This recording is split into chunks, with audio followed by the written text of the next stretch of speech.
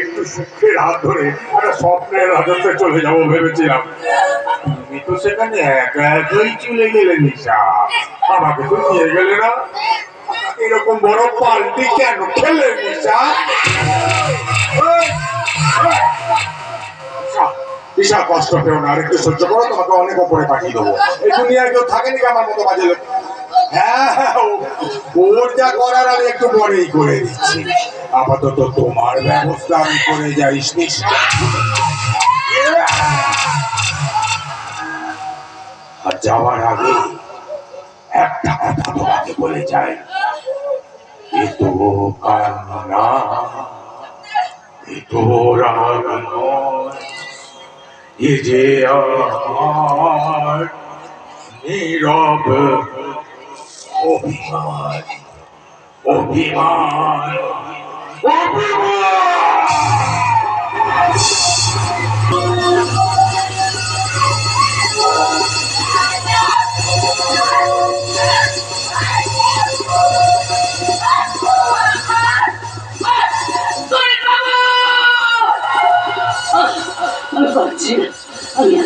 আমি আর কিছুতে পারছি না।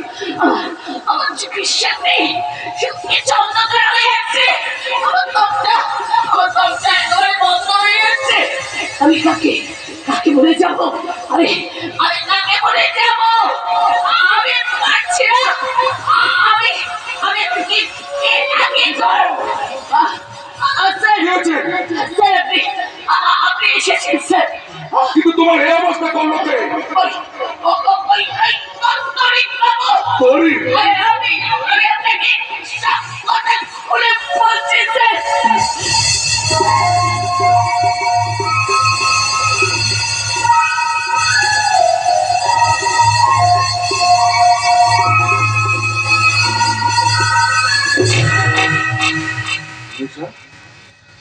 নিশা, নিশা, নিশা, নিশা,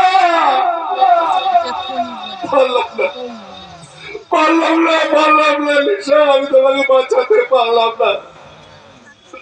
আমি তোমাকে কথা দিচ্ছি, যেভাবে হোক আমি আমার বোন মল্লিকাকে বাঁচাবো, যেভাবে হোক আমি ওকে বাঁচাবো।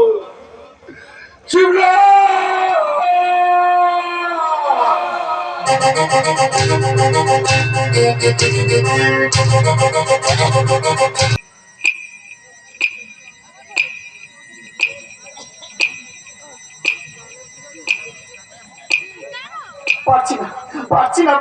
পারছি না, আমি আর কিছুতেই সহ্য করতে পারছি না। আমি না পারছি চিৎকার করে কাঁদতে, না পারছি মল্লিকাকে ভুলে থাকতে, কিন্তু কিন্তু মল্লিকাকে ছাড়া যে আমি বাঁচতে পারবো না। ও আমাকে ভুল বুঝেছে, অবশ্য তার জন্য আমি দায়ী। কিন্তু এখন আমি কি করবো? আমার কি করা উচিত? আমি যে চোখ বন্ধ করলেই ওকে দেখতে পাচ্ছি,